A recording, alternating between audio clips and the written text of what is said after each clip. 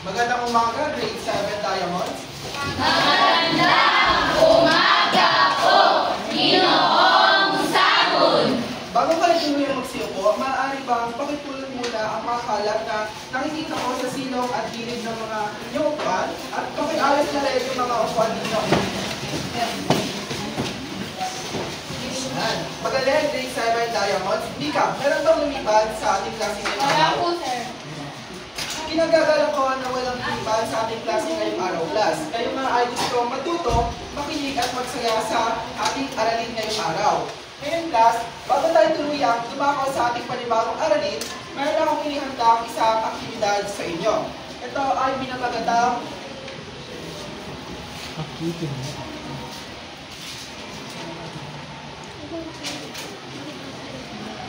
hulaan mo ako. So, pakibasa ang panuko.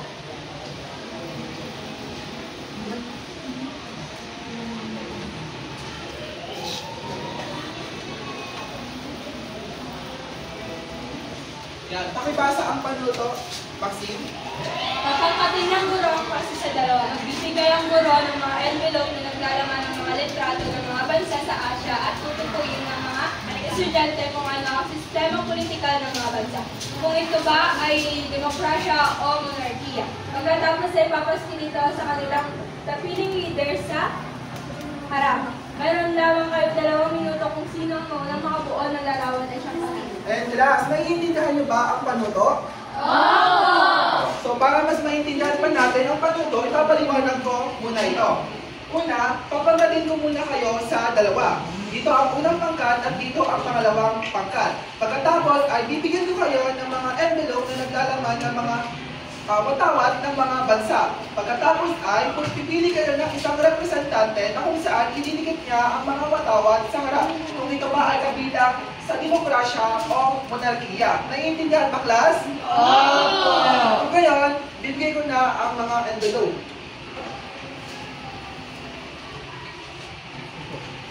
Ayun, class. Nais ko sana na kayo lahat ay makikipag-participate sa inyong mga kagrupo. Yan. Yung mga nasa likod, pwede ba pumunta muna kayo sa harap para tumulong sa inyong kagrupo? Maraming salamat.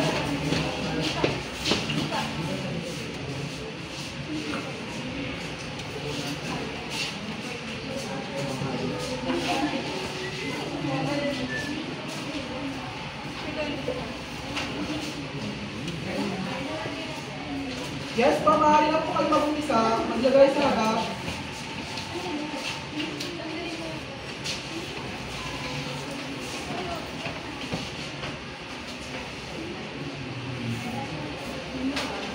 Ikaw, paano mo ibigay mo?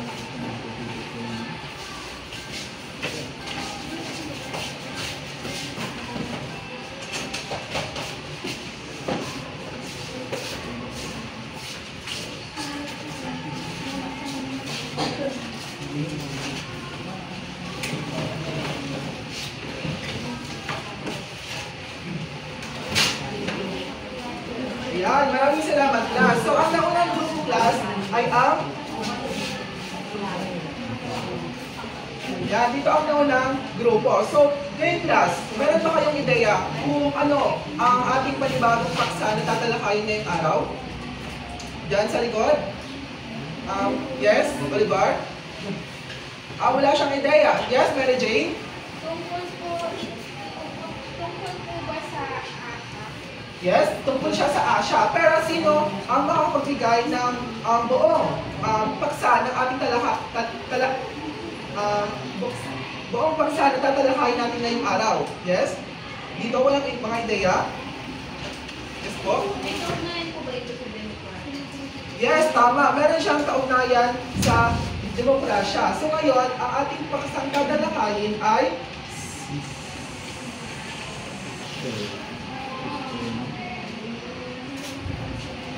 sistemang politikal at pamahalaan sa Asia.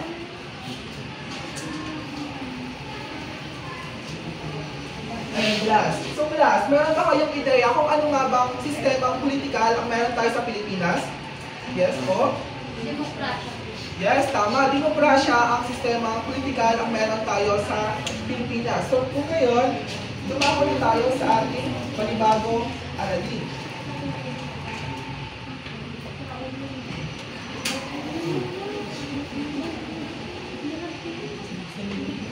Ayan. So maaaring bang pakibasa, Geneva, kung ano ang sistema monarkiya? Ang monarchy o monarkiya ay isang sistema ng pamamahala kung saan ang isang tao ay nagtataglay ng minanang karapatan upang pamunuan ng isang partikular na estado habang siya ay nabubuhay.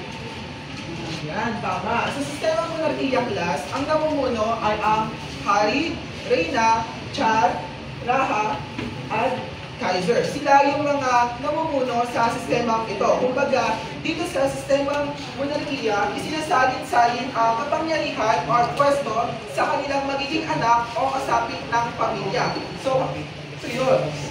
Pangalawa naman ay sistema demokrasya. Maaari mo pang pakibasa, Bilisa, kung ano ang sistema demokrasya? Sistema demokrasya. Sa mga bansang may demokrasya ay ang mamamayan ay may kapangyarihang maghalal ng mga opisyal ng pamahalaan maaaring sistema ng parlamentaryo, federal o panguluhan ng anyo ng gobyerno. So dito sa sistemang demokrasya class, pinamumunuhan ng isang presidente. So sa dito, kumbaga siya ang pinakamataas na rangko dito sa sistemang demokrasya. Subalit may mga pangyarihan ay ang mga mamamayan. Kasi ang mga mamamayan ay kaya nilang patalisikin ang namumuno sa pwesto. So dito rin sa sistemang demokrasya class, kumbaga ang mga mamamayan ay may mga pantay-pantay na karapatan. Ang pangatlo naman ay ang pamahalaang militar. So pakibasa, Geneva. Ang pamahalaang militar ay pinangangasiwaan ng isang junta o pangkat ng matataas na opisyal ng hukbong sandatahang. Ito ay pinairal bilang tugon sa kaguluhang politikal sa bansa at wala itong pinapanigan at hindi kaanig sa anumang partidong politikal. So yun, last, nagkakaroon ng pamahalaang militar ang isang bansa dahil sa kaguluhan. So dito, dahil sa kaguluhan, para masaayos ang isang bansa, ang nangyayari, nagkakaroon ng pamahalaang militar. Kumbaga, dito sa pamahalaang militar, ang namumuno ay sinatawag na junta. Pag sinabi natin junta or junta, sila naman yung may pinakamataas na, kumbaga, rango sa sa sandatahang, kumbaga, sila yung pinakamataas na opisyal sa sandatahang hukbong sandatahan. So yung class. So dito naman sa pamahalaang militar, ang example dito class is yung Myanmar. Sa Myanmar, yun, ang bansang Myanmar ay isang uri ng pamahalaang militar. Noong unang class, ang Myanmar ay tinawag na The Union of Myanmar. Subalit, nakalipas ang ilang taon, tinawag naman siya, The Republic of the Union of Myanmar. So, dito rin, kumbaga, namuno si General Ne Win. Siya yung namuno sa pamahalaang militar. Kumbaga, dati, ang Myanmar ay demokrasya na kung saan dahil ayaw ni General Ne Win ng pamumuno, kumbaga, pinabagsak niya yung pamahalaan. So yun. Tapos noong Marso 2, 1962, pinalitan yung The Union of Myanmar ng The Republic of the Union of Myanmar. So yun, ano nga ba yung dahilan kung bakit nagbabago ang sistemang politikal sa Asia? Maaari mo pakibasa, Kenneth? Pagbabago sa sistemang politikal sa Asia. Isa sa issue ng pagbabago sa sistema ay ang demokratisasyon. Ang demokratisasyon ay isang proseso ng pagbabago sa sistema o lipunan upang ang lahat, ang katayuan ay magkakaroon ng pantay na karapatan, boses at representasyon. Ilalim ng batas at pamahalaan. So class, sino ang merong ideya kung ano ang demokratisasyon? Sa likod? Walang ideya? Hindi ba? Ano po siya? Isa po siyang paraan ng pagbabago ng sistema. O sistema sa isang lipunan. Parang sa Philippines is babaguhin yung parang yung paraan ng pamahalaan. Yes, tama. Ang example na lang dito sa democratization class ay yung nangyari sa Pilipinas sa pamamahala ni Ferdinand Marcos Sr. Diba? Naging isa siyang diktador. So dahil ayaw ng mga mamamayan ng kanyang pamumuno, nagkaroon ng People's Power Revolution noong 1986.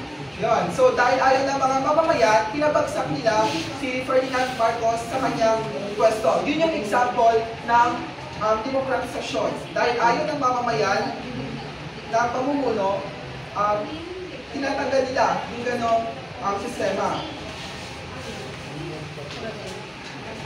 So yun class, naiintindihan niyo ba ang ating aralin ngayong araw? Opo! Magaling, wala bang katanungan? Wala! Oo, yan. Dahil wala kayong katanungan, ako naman ang magtatanong. Ano na nga bang tawag doon sa pinakamataas na hukbong sandatahan na namamahala sa pamahalang militar? Generals? Tama. Ano na nga ba yung tatlong uri ng sistema politikal ang meron sa Asia? Yes, Monica? Demokrasya, monarchy, at pamahalaan. Yes, tama. Ngayon naman class, sa inyo, dito sa bilang mamamayang Pilipino, ano ang kahalagahan ng demokrasya sa ating bansa? Yes? Relinda? Ito po yung botos natin. Ito yung parang namulan natin. Tulad ng botos ni Papa. So parang doon natin nakapagkita yung botos natin. Yes, tama. Meron ka ba? Sino pa ang merong ideya? Wala na?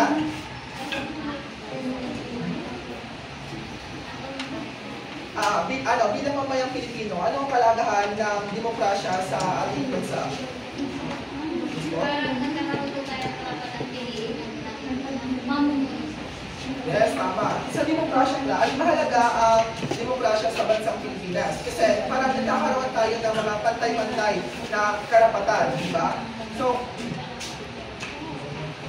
dahil tapos na tayo sa class, ating aralin, maaari bang maglabas kayo ng isang malinis na papel para sagutan ang ating pagsusulit? Ayan. Ano na lang class, meron ako mga papel dito.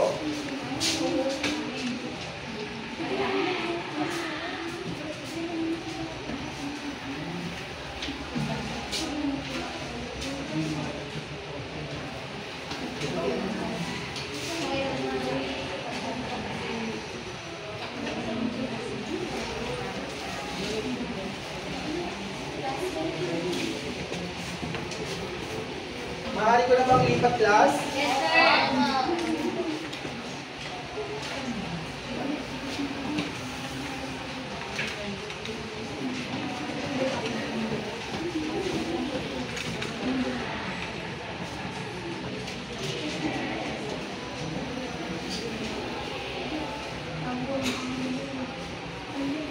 Tapos na ba kayo class?